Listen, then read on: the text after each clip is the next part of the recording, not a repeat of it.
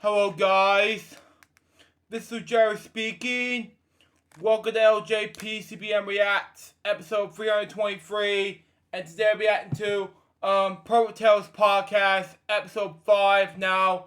I haven't done this in a while, so Stephen White, who is the writer of not only the TV series and stage shows, things like that, but also Barney's Great Adventures, the movie, who's also one of my awesome movies of all time as a kid. But anyway, we're gonna react to this in 5, 4, 3, 2, 1, go. Continuing our look now at the best in children's television. This morning, the new kid, or dinosaur on the block. So the big purple reptile that kids can't resist. The big purple dinosaur.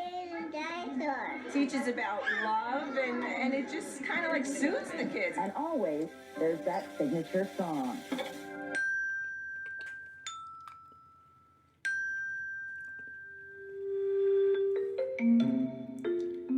Here we are. Welcome, Barney fans. I'm looking right at you because Yeah. I am also looking at Carrie Stinson, host of Purple Tales Podcast number 5. How are you, Nancy? I am fine, Carrie. How are you? Oh, I'm so great. Isn't this fun? It is so much fun, and I love the opening and seeing all of that Barney stuff. I mean, you're in one of those pictures too, aren't you? I As am. yourself. Yes, Mr. Barnes. See, Mr. Mr. Barnes. Barnes. And can you name the 3 people, like the first anchor and then the second anchor and then the voice that we hear? I'd have to listen to it again, but yes, because I know Katie Kate Couric. Couric and Brian. And then, Mm-hmm. Katie Couric and then Dan Rather. And then David Letterman. That's is it? Letterman's voice. Is it? Absolutely, because I remember when Barney started in North Texas, where it was created, Yes. doing radio and television stories on that, not knowing that a few years later, Right. we Yeah. would still be here talking Yes. Barney. Still. So I have a question for you. Yes. So are you starting to feel the Barney magic? You know, I am, because every time I hear the song, those 3 notes, and Right. it's in my head, and I can't get out of it, and I am becoming a believer. I mean, we've only known each other a couple of months, maybe. Yeah. But the fun thing about all this is why you're even doing this. Now, our executive producer, Chris Kraft, is not here today, so we can talk about him. Right. Yeah. So, how did this actually come to be? Just to kind of remind everybody. It just came from the fact that this is something I've been so proud of, and it's been such an important part of my life, but not something I've really talked about. I've kind of always kept it to myself. And with the Barney people, I mean, I've stayed in touch with Barney friends. Chris and I have been friends now for years, but at that time, a year. And he has a beautiful Nora Jane, his grandbaby, and was watching a Barney episode and Wow. saw the credits, Carrie Stinson, and he had his wife stop, took a picture, and sent it to me and said, "Were you Barney?" And But I think the way he says it is, dude. yeah, Were you I Barney? think there was dude that was in it was in that, and I was like, yes, and then it was a lot of text messages after that. Yeah. I too have been watching Barney episodes, and I love seeing your name and the names of the guests that we've had and that we know are going to be coming on. It's so exciting. We've got so many fun people coming up. Just get ready. You're about to go on a heck of a journey. And you're hearing from people that maybe you haven't heard from in a while? 20 years, some people that I haven't heard from. And it's funny because then what they do is they send me an old picture and it just, the memories come flowing back. Well, I have this really nice little note from one of Okay. our YouTube followers great. that I hope Alexis doesn't mind. Alexis Grayson. She said she grew up watching the show, that she's 23 years old Okay. now, and she still has her Barney plushies. Wow. Now, those are... Yeah, the little Barney plush dolls, yeah. Well, so I wrote... Wow. Those were amazing, by the way. Alexis, if you're watching this LJPCBM Reacts episode, this is amazing. But anyway, let's continue on. back and I said, we're doing this for you, obviously. And I said, send us some pictures of you and the plushies. We'd love to see them. That you'd love to. We're talking pictures now. Right. And she also said she'd love to see the Backyard Gang reunion. So I said, you never know. Yeah. Fingers crossed. And then she wrote back, this is what I love. Oh my God, that would be awesome. OMG. She's Right. 23. Yeah. Thank you. Yeah. Alexis. Oh my God, that would be awesome. I'm not embarrassed to admit that I love You song was and surprisingly still is my lullaby. I sing it once in a while if I'm feeling down or scared about something. Yeah. I mean, that makes my heart swell to hear that. Yeah, that's the Barney magic right there. That Yeah. I mean, it does for me too every time. The memories that flow. Well, it's incredible. And this also, I keep Googling Barney and I get all this research. I'm having more fun with this. So this was from an on-site, a web thing on-site, and called Ladders. And so this is quoting a guy named Alex Korb, a postdoctoral research in neuroscience at UCLA. Okay, smart guy, right? So he's saying, Alex has some great suggestions for simple things you can do to feel happier all the time. Right. Okay? Okay. Listen to music from the happiest time in your life. This doctorate says musical affects the brain in an interesting way. It reminds you of places you have listened to it before. Were you happiest in college? Play the music you loved then, and it can transport you to that happier place and boost your mood. He goes on and is very specific. And then this writer says, I hope, and so we don't like this writer now, because he said, I hope you weren't happiest in elementary school, because it's going to be weird if you're playing the Barney theme song around your house. So Alexis, I think you need to find this guy, track him down. I'm kidding. I know things get weird on the internet. I'm kidding. Kidding. But I mean, whatever makes you feel good, and that's the music, isn't it? Oh, it absolutely. Well, you've seen the last couple of weeks. I've started dancing and singing, and who knows what's going to happen this week? So Who knows what is going to happen this week, Carrie? I'm going to tell you. Hold on one second. Okay. I got to tell you a story I had today, talking about music. Okay. So I do photography for different musicians, and I was with one today, Shake Anderson, unbelievable soul artist. If you get a Like chance, the name. check out Shake Anderson, and we ended up meeting another musician. Andy Timmons is his name. He's an amazing guitar player. Okay. He's done all kinds of different albums and solo projects, and been a musician for a long time. And he found out that I was Barney, and he said, "Oh, I played on a Barney." So he actually was, he was actually part of one of the Barney soundtracks, and he started playing "Coming Around the Mountain" right there, and mimicking the Barney voice. So the small world, it is a that you small see world. is amazing. It really is. Well, and it's funny because you were hearing from all of your coworkers, inside the costumes, outside the roadies, everyone. Yes. And I'm telling people about Purple Tales podcast. Right. And so a friend of mine, I said, "Oh, are you a fan of Barney's?" And she's like in her late 20s. Sure. Emily, she's in the security business now. Okay. And she said, "Oh my God, I love Barney." She goes, "My favorite was Barney's birthday." And she goes, "I think I remember it was orange and white. It was orange and white." And so she sends me a picture of the VHS tape. Yes. It's orange and white, Barney's birthday. She said she watched it. She found it on YouTube, I guess, because nobody has a VCR anymore. And she found it on YouTube and said it all came back. She started singing the song. She remembered the words, and she called her mom, because it just made her feel like a kid again. And she was had been mad at her mom for giving her Barney plushie to her cousin. So I'm thinking now all is forgiven, Mrs. Oliver. Yeah, it sounds like it. It sounds I know. like it. That's great. It's so much fun. Yeah. Well, we've been talking about music. Okay. But we're going to talk about the words now. Aha. Yes. The words of Barney. That's right. Because our guest today was the head writer for Barney, from the TV shows, the stage shows, the movie. For years and years, he was with us, and it's Steve White. Without further ado, thank you so much Hi for there. being with us, Steve. Thank you guys so much White. for having me in here today. So, as we're talking about this and hearing our stories, what goes through your head? I'm sitting over here just grinning like an idiot, listening to these stories because I relate to this so much. Oh my! And it was funny as you were reading the quote from the person. Well, I hope that it wasn't the music of Barney that you were because see, that's one of the things I'm keenly aware of from the writing standpoint. There was always this clash between those who just loved Barney and those who wanted to go after him, and so that's something that we've always had to deal with. But fortunately, I think that the animosity toward Barney has faded over the years. But as people look back at the love they had. Yeah. I think that's still with us, and so I think that's terrific. And I love what Absolutely. you guys are doing with the podcast. Oh, thank you. When did you two meet? Let's talk a little bit about that. Oh my goodness. It's been a long while. Yeah. It has. at this point, because I was there. Well, basically, I joined after the first run of 6 home videos. Okay.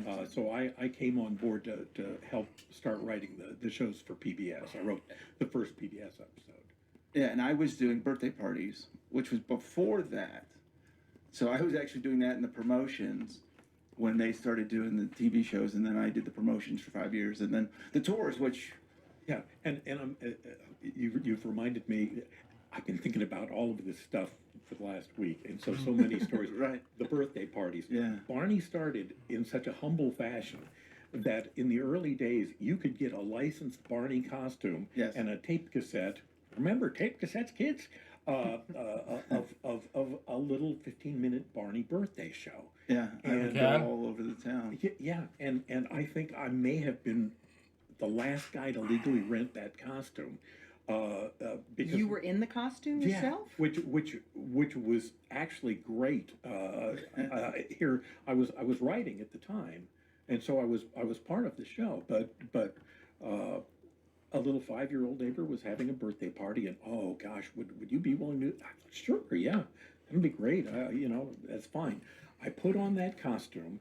I went over, and I'm thinking, how hard is it to dance for 15 minutes? Right. I thought I was going to die.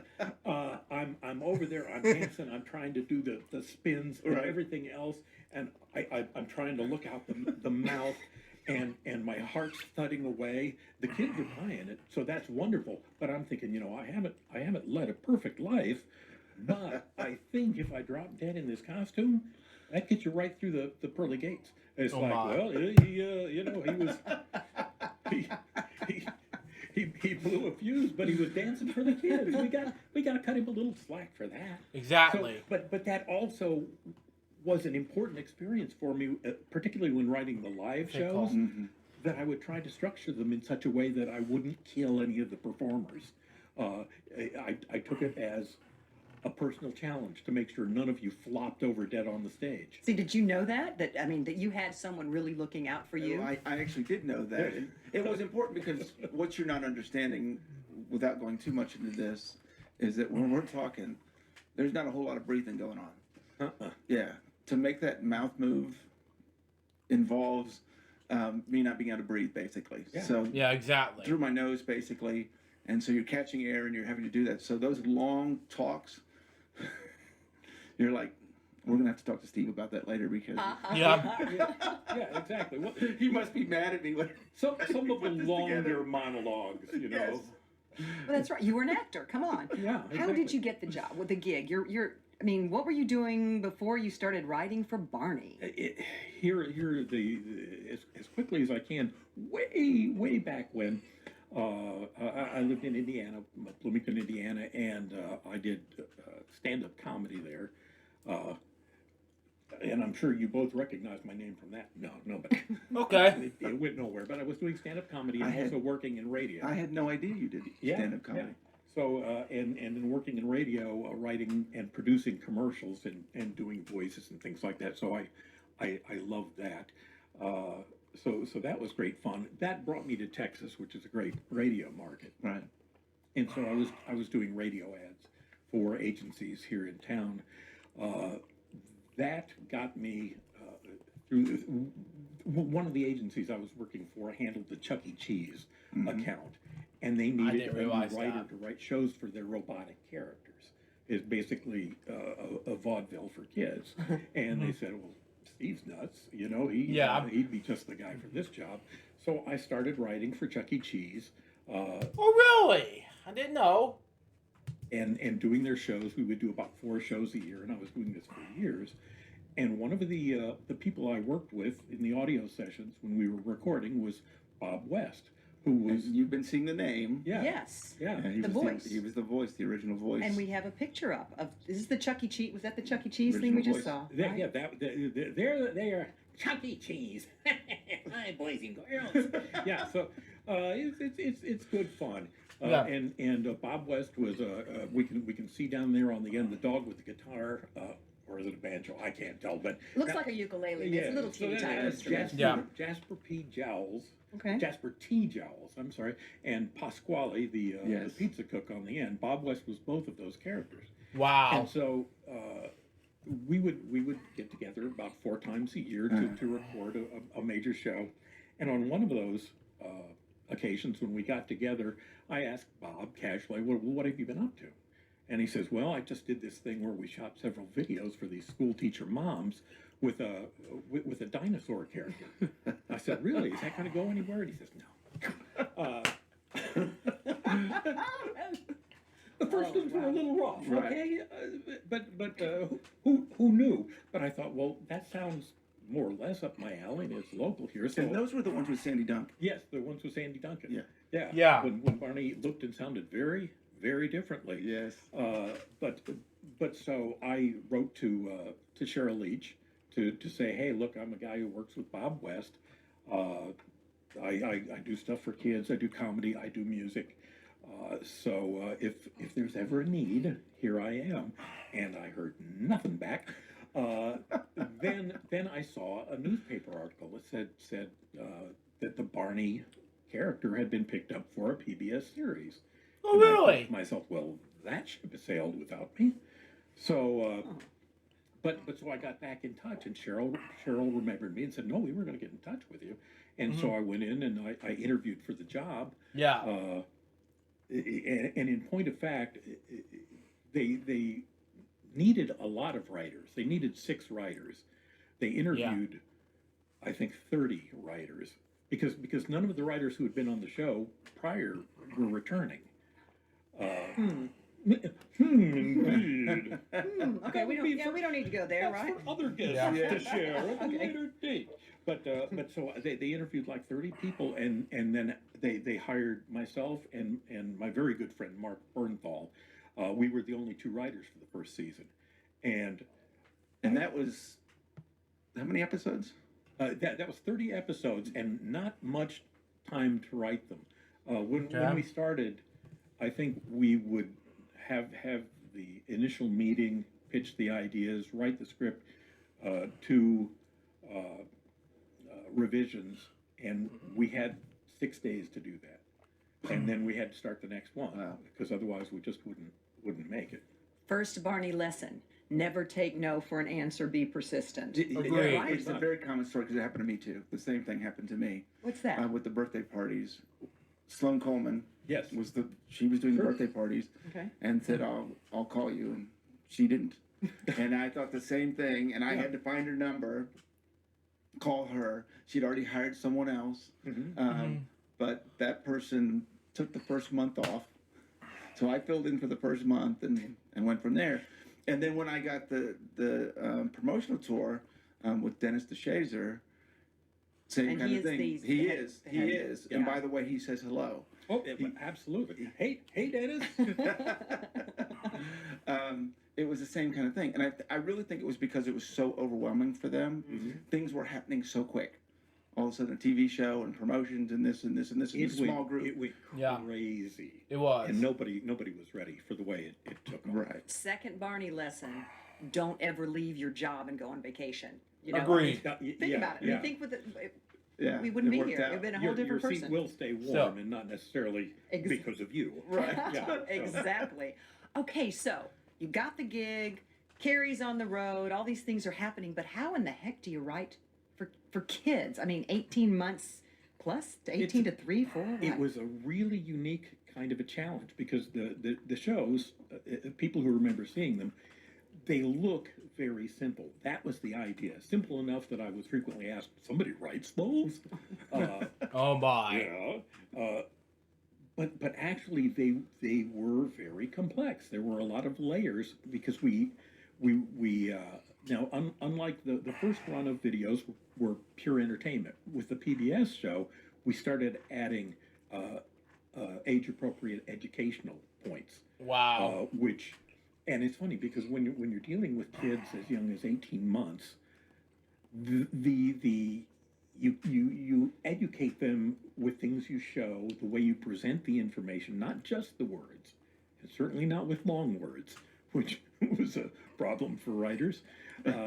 But the whole way the material is presented, and all of that needed to more or less go into the script.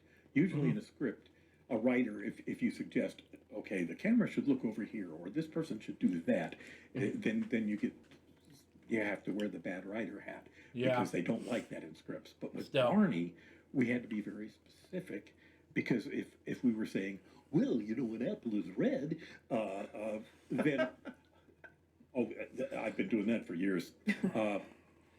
We would instruct, be looking at the apple, close up on the apple at that moment, so that the kids really would get it. And so we had to be very specific about that kind of information, and just a lot of subtleties to the way the education was presented. And then tying it, the other thing that was a challenge, there were plenty of challenges, thanks. Was half of every show was music, Right. and dancing and things, but you couldn't let that just bring the action to a stop. Sure. When I was originally hired, they said, basically your job is going to be a carnival of segues. Just make smooth transitions to the songs. And it's like, no, that doesn't actually add up to a show. So I would have to write material that would be happening during the songs, besides the choreography. Great choreography done by Penny Wilson at the time. Miss Miss Penny. Penny, I know, Miss Penny, I love that. Yeah, and also try to make a cohesive show that used some songs people knew, some songs that would be new to the production, and present it all in a way that kids could understand. So there was a lot going on. Well, and then what about writing for the cast kids? In some cases, because they were varying ages. yeah, and every time we'd have a summer break, somebody would come back a foot taller, which was like, right? It would depend on once we got really deep into it. Things were happening so quickly. We knew we were going to have new cast members, but we didn't know who they were at the point that I was writing, and so we had a lot of scripts about boy A, girl B, and I'd like to point out that both boy A and girl B are famous now and very successful. But originally, at least, the kids had their own distinct personalities, and we would write to that. I brought a cheat sheet, but I don't really need it.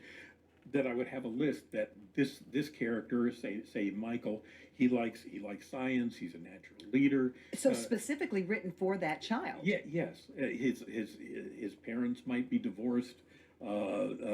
We had full but tiny little biographies for each of the kids, which would help inform how they would react to things. Is this person an inventor and problem solver? Is it somebody who's Little Miss Showbiz? And so all of those things would go into writing specifically to the characters, because that makes them more fun, more relatable. And there had to be some kind of educational value to all this, didn't it? Which might, I mean, you're having fun, but how did you maneuver that? And I should say, one of the things that really helped me with this was, at the time I had a very young daughter. So I had just learned the language of communicating with a toddler, which is not all about language. Right. It's about body movement. Mm-hmm. It's about facial interactions. It's about games. It's about surprise. It's about about the sounds of words, silly words, nonsense words. Such as? Super-de-duper. That was mine. Actually, people had been using it for a long time, but I was the first one to put it in the script. And then other people on the team slapped a trademark symbol after it. So really and truly? They really did. Oh, that was his big, he would have this big jump with it. I mean, it was a... Oh, yeah, the flying 360. Well, I remember that, but I didn't know that was trademarked.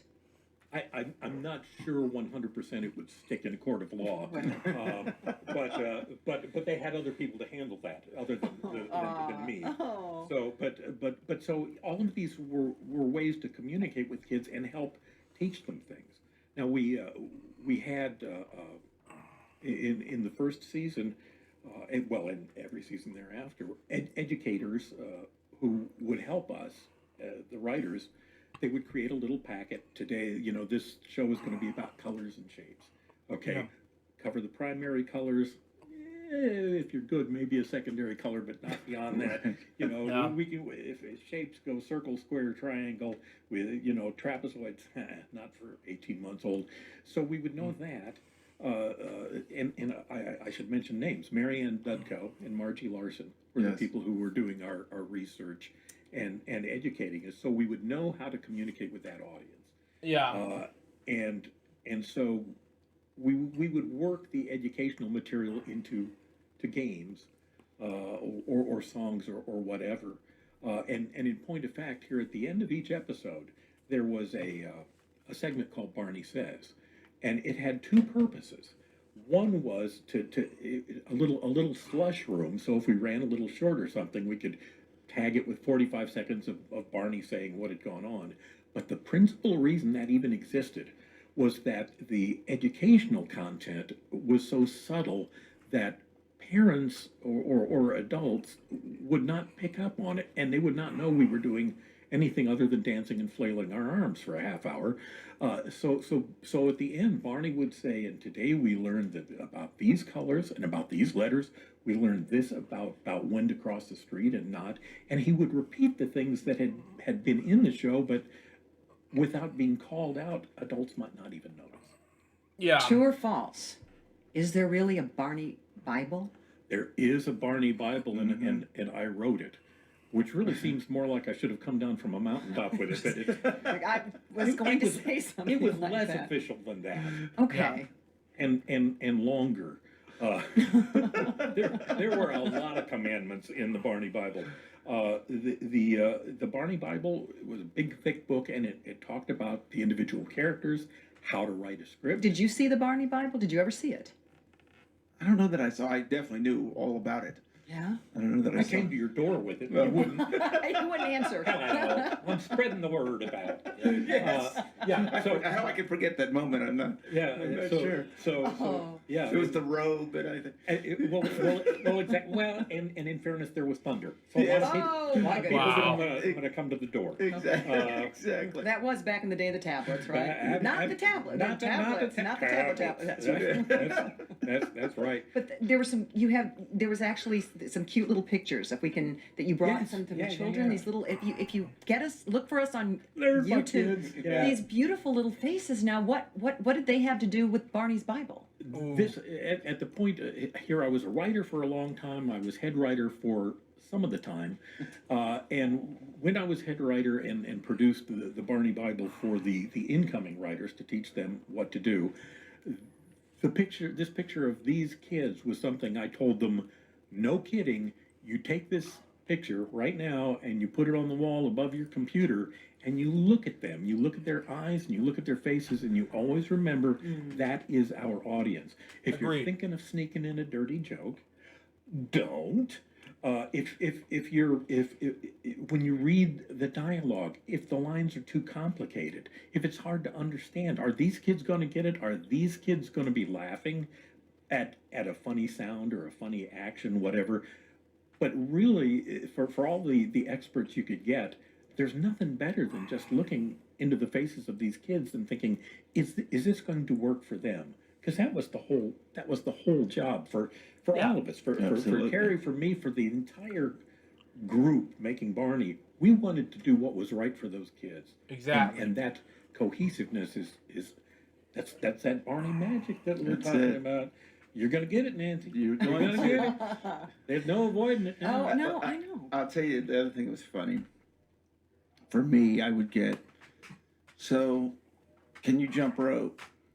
The writers would come up with stuff. Yeah. And then I'd get could you be on roller skates? Yeah. Would you jump in a pool? Well, this is where that was. Yeah. because, well, we wanted to have as much fun as we could, but at the same time, it would do us no good to say, "Oh, okay, Carrie, we'd like you to do a bungee jump, and just ask it, would that kill you a little at all, or is that okay?" So no, but when there was a fun idea, it's like, can you do that? And we would always be told, "I'll go for it." So love doing that. What was the most difficult thing I mean, 'cause I know you did everything, but was there one thing where you're like, whoa, Steve just wrote this, and was there something that you thought, you know what, I'm going to have to work on this a little bit? Well, they were nervous about the pool, me jumping in the pool. In the suit. In the suit, that one definitely made people nervous. Yeah. And the roller skating, I think people You did were. that? I did. People were a little nervous about me skating around the park because obviously I can't see. I mean, You can't- there's a trust thing going on. Obviously, yeah. As I've been watching some of the episodes and so on, and one word just keeps coming in my head that seemed to be almost thematic, and that's imagination. Use your imagination. Do that. I mean, it was never, hey, we're gonna go jump in the pool. No, Right. use your imagination. And I'm on a desert island. I mean, whatever. I mean, it was Sure. imagination. Yeah, oh, absolutely. That was the whole core of what we were doing, was to encourage kids to use their imaginations and see things in ways they otherwise might not. Exactly. well, and Steve, where did it come from? Barney appearing with. Well, that actually that precedes me with the first videos where the doll would turn into the full size Barney. Yes. Now, according to legend, so I don't know for sure, that may have been somewhat inspired by the comic strip Calvin and Hobbes, in Wow. which the Calvin had his little toy tiger, but in his mind he was big. Right. Now I can't say for Sure. for absolute certain that's where it came from, but people talk. I don't know, but it was a useful device. When you're ending the show, there's nothing better than the lead of the show turning into a doll to let people know, okay, well, it's over. Let's go home. We won't let that happen today. Agreed. We'll keep We'll- going. we'll Do here. you, do you have a favorite episode that you wrote? Oh my, there's a bunch of them. One that I've got a lot of. Here, I've lost my words. It's a writer's terror.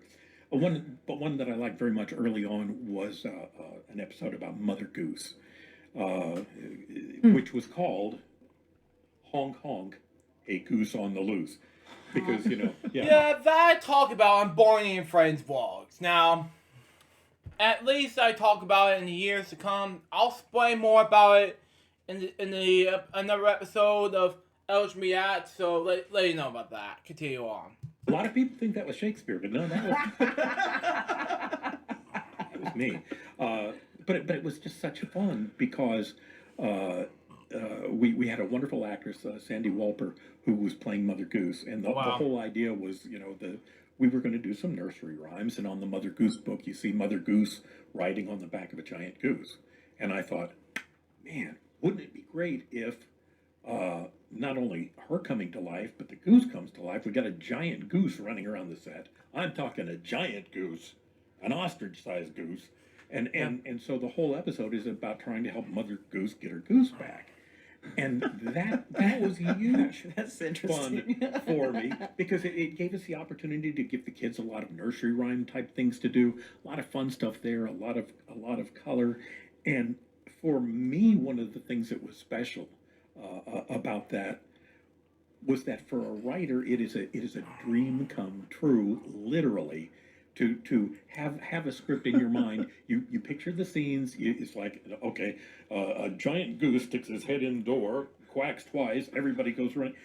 But then later on, I get to see it, and I see it performed in real life with great visuals. Back in the beginning, Jess Nelson was doing the art direction. Later, Bob Lavalley. No CGI. No, This was no CGI. Not really much in the way of computers at all. Yeah, right. But so it was such a thrill to see all of this really come to life, and not just made three-dimensional, but better by the fact that we had the body talents, we had the voice talents, the performers, the camera guys, the crew, everybody was working to make it real. And it's such an amazing feeling when it happened in your head first, and now everybody can see it.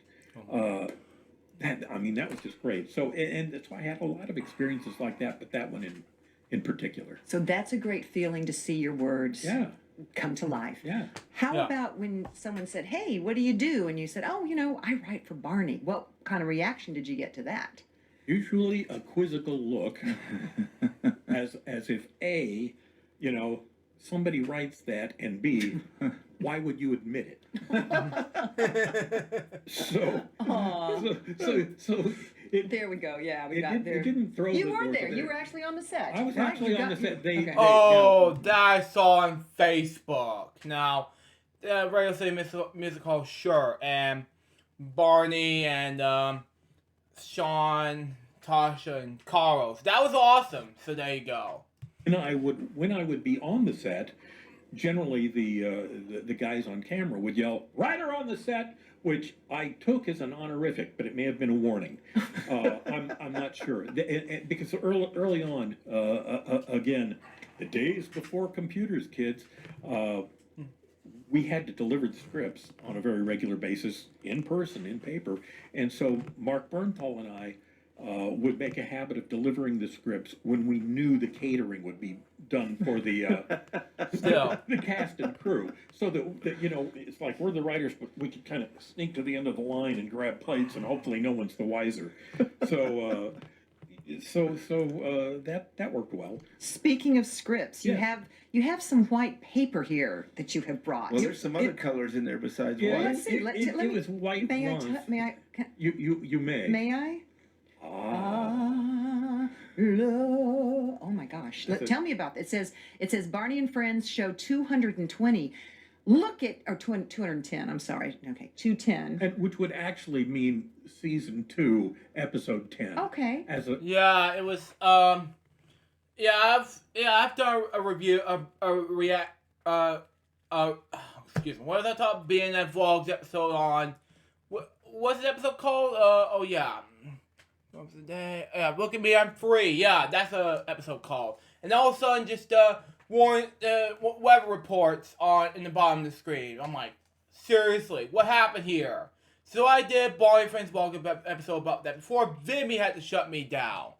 So there you go. Let's continue on. as opposed to 209 episodes Oh, I coming got you. before Thank this. you. Okay, because that was me. No, Look that's at at the me. beginning. Look at me. I'm 3. Written by Stephen White. And do you see the date Wait, on? listen. Do you see the date on that? Can you hear? I mean, this is old paper. It is old paper. And there's some different colors in here. What's up with that? Why is there? Yeah, Is it all white? Basically, at the point that I turn in a script, then various people would make notes on it. Usually just accolades. But occasionally a mild criticism, like throw this out, change this. But after it would be out of my hands. I've had a then- few of these in my hands over the. Yeah. See, it becomes you, doesn't it? He looks like he knows what he's doing. Oh, absolutely. This is that. Okay, what Stephen got me Yeah. into this week was Yeah. usually my reaction to this. He'd be going through there, and his eyes would fix on the word "ring of fire," and he'd go, "Oh, this is gonna hurt." But the colored pages Oh, I love would come in to show different drafts. Sometimes there would be changes made to accommodate production matters or what have you, and so they would put in different color pages to show which draft you're looking at. Usually, I like to think that every script was a rainbow by the time it made it to the. Wow. to the Yeah. press. No, this is amazing. I mean, this is just absolutely amazing. Yeah. Just It like- is. That episode 4 of Barney and Friends vlogs was amazing. So I came up with that vlog series, and that episode was phenomenal when I came up with that episode. And that was awesome when I came up with that episode years later. That's just me. So there you go. Crunchy and It's like the Constitution or the Declaration of Independence. It's crunchy now. It's just that old and just that wow. valuable. Thank you for bringing that in for sure. I love that. Oh yeah, you're very welcome. So, When did you realize then, if people were like, "You're right, that's really written," when did you kind of have that moment where you're like, "You know what? This is a good job. This is a career." Oh, well, it took a long time before I thought it might be a career. At the beginning, everybody who knew anything about television production said, "This is not going to work. This is not possible." And so it was a gig at the time, but it kept going and going. And I mean, initially at the end of season one, we were canned. Yeah. PBS We were. PBS was not in love with us at the time. It was the audience that saved us. Yeah. They felt And the individual. I've talked to Dennis about this, and the individual stations. yeah. Yeah. Because individually stationed, the ratings were great. Yeah, the Exactly. ratings were terrific, and Yeah. there was plenty of positive feedback, and they realized, we really should stick with this. And so they brought us back and back and back and back and back. And so I'm not sure I ever realized it was a career until it's starting to sink in now. As I look back at 16 years of it, it's like, yeah, that was career-ish, Well, wasn't it? Yeah. Same feeling. Oh, absolutely. Yeah. Absolutely. So then stage productions. Oh man, I love the stage productions. Exactly. They were a tremendous challenge, but also allow me to wear my ego on my sleeve for a moment. When you write a TV script, a lot of people are going to be determining, okay, the camera is going to do this shot, that shot, that shot, that shot. It's out of the writer's hands, but when you do a live show, everything is happening on the stage. I get to say what's going to be looked at by saying who's doing what, and so that's fun. Yeah, the it's other fun. thing is in writing a live show to make sure it can be essentially done in one take. That you're making it spectacular, but you can't stop halfway through the performance. So I would have to build in ways to make sure things would go right. And the first live show I did was the Radio City, live at Radio City. Yes. And Wow. so whose idea for the elephant was? That was mine. Really? Yes, we had a live elephant We in had that a show.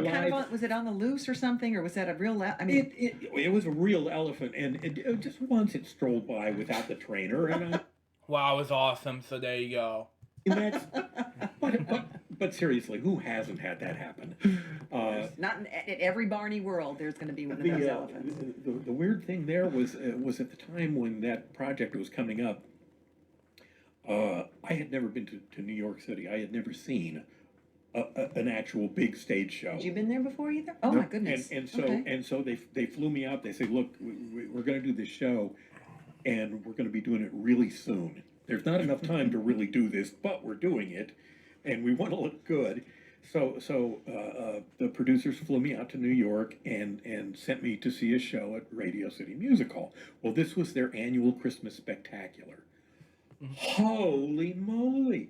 The theater is huge. There's stages and side stages. There's tiers for the audience, and in their Christmas spectacular, you have people ice skating on stage. You have things rising up through the stage. You have a manger scene, and they've got sheep and cows and camels and elephants, and I'm thinking, I have to fill this stage with Barney.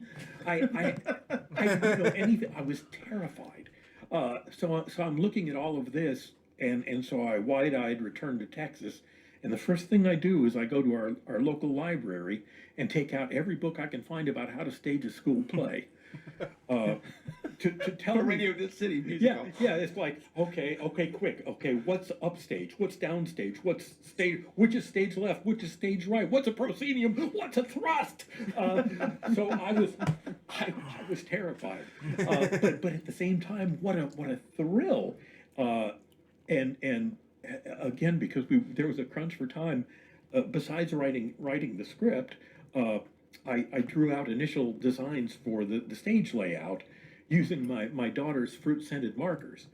So at the point we presented that to the actual production designers, that was probably a first for them. It's like, That smells Now good. this is the scene where we're doing a baseball thing and the trees smell like lime. So it was a big show. I figured, well, what the heck? I'll use it. I'll use all the toys they've got, and he did. yeah, it was a big show, and here I'm going to give you my favorite example of Barney magic. This show had so much stuff going on, things coming on, coming off. I mean, it was giant. We never made it through a dress rehearsal intact. We didn't even come close. And like the day before our first performance for the public, I'm watching this thing, and I had mentioned there's an elevator. It was a huge platform that would drop 75 feet into the basement, where you could put on another prop, a bit of scenery, performers or something, and then raise back up. And I thought, well, that's great. I'll use that because that looks fun. Well, okay, at the point we're rehearsing this thing and everybody's bumping into the scenery. You remember that, right? Oh yeah. During Absolutely. a certain scene, it's like, okay, well, everybody's looking over here, so we can lower that elevator, and change stuff down there. Well, all of a sudden, I'm looking at this, and there's a big black 75-foot deep abyss in the middle of the stage, and here we've got our dinosaurs in costumes who can barely see anyway, and a bunch of kids following them, and I'm waiting for them to all go like lemmings into that hole. Sorry. and I'm up in the third tier, in every sense of the word tier, curled up in a fetal ball, by myself, thinking, I've killed them all. I've killed them all. So it was complete terror for me. And as I say, we never got through a dress rehearsal. The next day, then it opened up. The place was full. Barney comes out on stage. You never heard such a cheer. And the kids are holding up their little Barney dolls like for a blessing. Yeah. And everything went great. Yeah. And we were all doing our best, but that was not us that made that happen. That was the kids that made that happen. That was the Barney magic that actually made that work that night. And trust me, I've got goosebumps under here. Yeah. It was an amazing experience, and one of my favorites. Yeah, so I was the second Barney in that one. Okay. And The important Barney. yeah, Well, sure. Yeah. and you had me in a mop and bucket, if you remember, up in that second. Yeah. Wait, just describe this, Carrie. So, to do costume changes, to give each other breaks and all that. So Barney's supposed, and I can kind of remember this, but Barney is supposed to run and jump over something and this and this and that. Yeah. And at the end, he was chasing the Wingster. Right. Is what he was doing. Yeah. And all of a sudden he's got this, and you hear him fall in a closet, and he Yeah. comes on stage, and I've got a mop and a bucket. Yeah. Coming out of the stage. Yes. And I'm way up in the balcony on this little stage. Oh, yeah. You were in the audience. No, really. The balcony At of the- Radio City, they've got like little side stages, Yes. Okay. so that you can have a performer. Okay. You can put Romeo on the stage and Juliet over Right. here. Yeah. Or if you're really thinking, put a dinosaur with a mop and a bucket on his foot. Because one thing I like to do is to increase the danger for. Obviously. Yeah. Obviously. Yeah. Oh my gosh. Oh yeah. Wow. That's Wow. great. But the other thing, Steve, Yeah. you were also a character somewhere along the line in the Barney world. Just briefly, but they speak of it still. Oh, do they? And there might be pictures. Might there be There pictures? might be pictures. Oh my! Ahoy, my hearties! Now listen well as I special secret I will tell. If it's me, treasure you want to discover, then follow the map, the shapes and colors. It won't be gold or jewels you will find, but treasure of a different kind. It'll be adventure if it dares to try it. Sincerely yours, Rainbow Beard the Pirate. Okay, continue. It's from the let's say episode 7 of Barney and Friends, which I discovered to write the script to be in that vlogs. Let's say that it's the only script I've done. It was awesome, so there you go. Let's continue on. In the first season, I played a character called Rainbow Beard. And here, let me give you a quick visual aid. Okay. Oh, Uh-oh. I love a guy who comes prepared. Yes, Oh my goodness. Rainbow Beard the Pirate, if you please. Oh, So, look at that. this and it was, fit. Did you look just like? I mean, did you have the hair then and the beard? Because it looks perfect right now. we've, Oh, wait, we've got a wait. picture there. Oh wait, it's a curly. What is that? What kind of a beard is that? Well, yeah, that's kind of arted up there. Because, see, there's my big speech. Ahoy, me hearties, now listen well. And a special secret I will tell. If it's me treasure you wants to discover, then follow the map of shapes and colors. It won't be gold or jewels you'll find, but a treasure of a different kind. It'll be an adventure if you dares to try it. Sincerely yours, Rainbow Beard the Pirate. Yay! Thank you. You had no Lovely, idea what you were lovely. getting. No, Thank oh you, my thank you. goodness. Yeah, pretty proud of that. And so that you were just on for how long? That was what I just did was the whole length, and we got a picture of me now. And if you look on the bench, here my secondary Oh my visual gosh. aid. Okay. This is the magical bottle that Rainbow Beard appeared out of. They pulled the plug, Wow. and out I came in A some genie smoke. bottle, kind of. A genie Yeah. bottle. And you wrote this. Did you write this for yourself? Oh, absolutely. Okay. Because that was back in the first season. It was just nuts. It's like, well, who's going to do the pirate? I'll do the pirate. Okay. I mean, it was like, we've got a barn. Let's put on a show. Yeah. So that was cool. And at the point that I was writing it, I had actually visited a neighbor's garage sale, and I found this lovely Chianti bottle for $3. Wow. And I thought, oh, that's cool. It's got like a pirate map on it.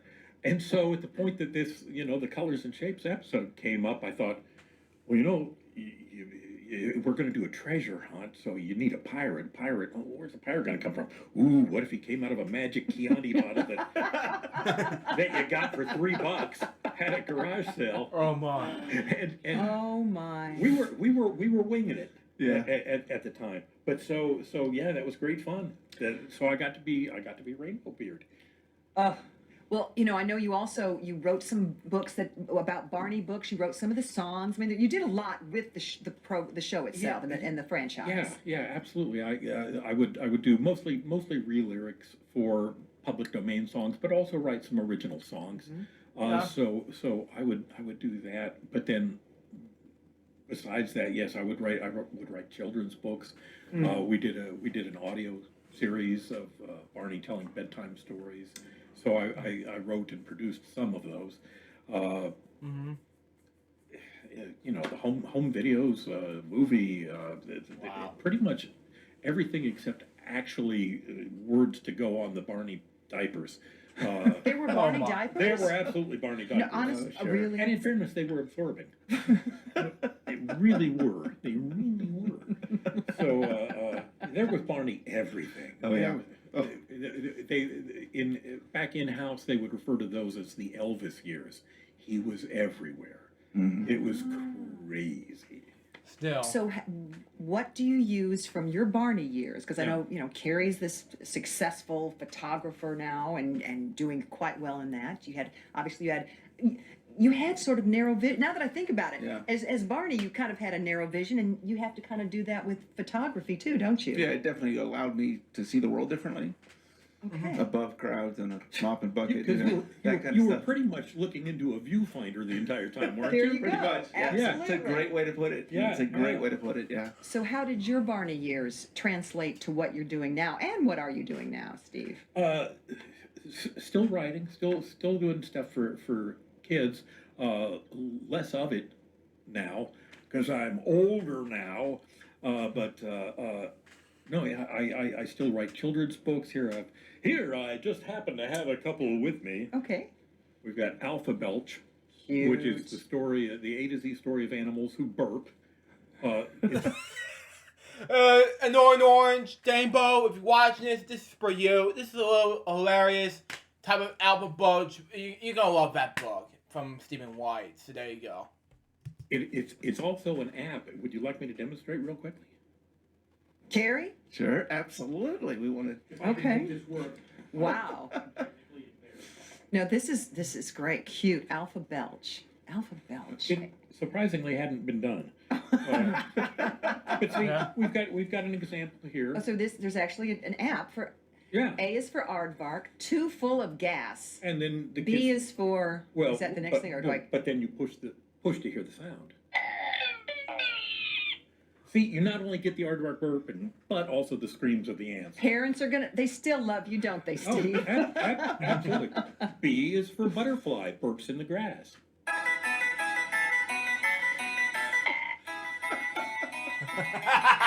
So it's good educational value for the entire family. I love it. There is a Barney-ish message at the end of that reminds kids to say "excuse me" when you burp. Everybody does it, but Yeah. excuse me. So there's a little lesson in there. There you go. Another one I did not that long ago. Thumpire. This is the I don't know where I should be looking. No, that's with this. okay. Well, Yeah. yeah, we'll just describe. It's We've thumpire. got So Okay. Thumpire is about Blue about people. Blue people. Well, they're vampires. Oh. And the story is about the little vampire here whose fangs haven't come in. Turns out they won't as long as he sucks his thumb. So basically, every kind of monster, werewolf, mummy, whatever, they all try to help him stop sucking his thumb. And spoiler alert. Yeah, Alpha Belch and Funfire. I'll get to these two as soon as I get to and bedtime stories coming soon. Continue. But in the end, it's none of those monsters that really help him break the habit, but rather his grandmother sends him a finger paint set, and he becomes so fascinated with finger painting that he forgets to put the thumb in the mouth, and it ends happily ever after. He grows his fangs, and then there's a reign of terror. No, I don't think there's a reign of terror. No. But this I should point out was co-written with my daughter. Oh, Who was just Oh, how wonderful. She was just the little smidgen when I started on Barney, and now she's a speech language pathologist who specializes in working with kids, and she co-wrote this book with me, and that's great. and so that's just a fun generational thing. Do you know what? Every single show that we have done, Carrie, everyone takes something from their Barney years with them in their next life, so to speak. And fans do the same thing. We've had fans write in that say, "Oh, I'm a filmmaker now because I used to watch all the Barney show." So it's just something to really kind of to think about. Oh, it is. It's incredible. And I told you this too, that I was going on this journey with you as we do this each week, and I've heard so much that I had no idea. I definitely didn't know about the belching. And well, then Jurassic. Oh, wait, wait. Oh. The Jurassic. I mean, because you're still doing dinosaur stuff, right? Well, I hadn't for the longest time, but this was a very recent project, and it's ongoing. Bob Singleton, who was one of the music guys on the show, did Yes. a lot of songs. He would record the kids singing and so on. He and I got together to create a concert experience for kids, so that they could learn be introduced to the sounds of the symphony. It's like Peter and the Wolf is great. Right. It's been done so much. Let's do something for them that's new, that's funny. So I wrote a script for it. We use a narrator, and then Bob did the music. And so we tell the story of that all the orchestra instruments used to be dinosaurs. They're all descended from dinosaurs. Like the Stradivarius Rex, I'm sure you've heard of. Of course. Or the Harp Pack, which was the pluckiest of the dinosaurs. And more of the same there. But we just performed this a few weeks ago with the Fort Worth Symphony Orchestra, at Bass Hall, and Patty Wirtz, who was the voice of BJ on the And we'll show, be here in a couple weeks. Excellent. was our narrator, Oh. Professor Pat Pending. Yeah, just And, love Patty. And so, She's amazing. and it was such great fun, though. So there's nothing really Barney-ish about this, except the way it was designed to connect with kids, Right. to be fun, to have a little edu. But I got to work with Bob and Patty, and so it was a little bit of a feeling like, yeah, we're getting the band back. Everybody wants to get the band back Yeah. together, and that's something Carrie is working Absolutely, on, right? yeah. And we've got some great people coming up, and Unbelievable. okay. And I'll tell you what, will you come back? I would love to. Because I may think not you have even more leave story. now. Still. Well, you know what? I think what we want to do is just to remind everybody, be sure to go to purpletailspodcast.com. Look for us on YouTube, anywhere you get your podcasts and your videos and so on. And I think we should call this one a wrap. What do you think? Yeah, and Nancy, next week we're going to teach you some dancing moves. Oh, really? Uh-huh. Okay. Promise? Yes. You think he's going to be good to his word? Oh, Okay. absolutely. Okay. He may make It's you a- roller skate. Oh, as long as there's no bucket and broom involved. That's what I'm thinking. I'm fine with that. I'm fine with that. Oh, this has been great. Thanks so much, It's been Steve. great fun to be Thank here. you. Wow. Oh, man.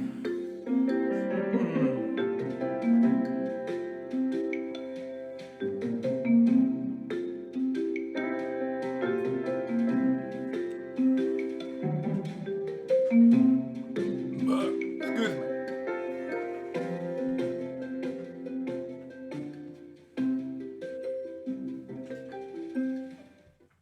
So that was Purple Tales Podcast Episode 5. What do you think about this episode?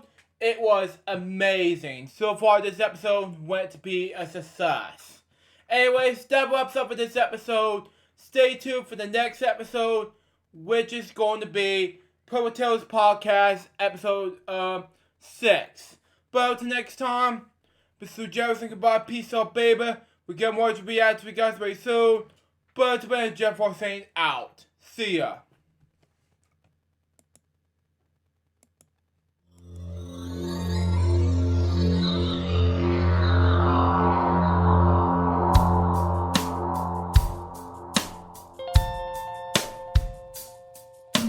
Given unto me this life I'll never take for granted, and given all the time I failed to really understand it, I never sought to meet the maker of reality, the one who gave the life that which is always happening, but I tried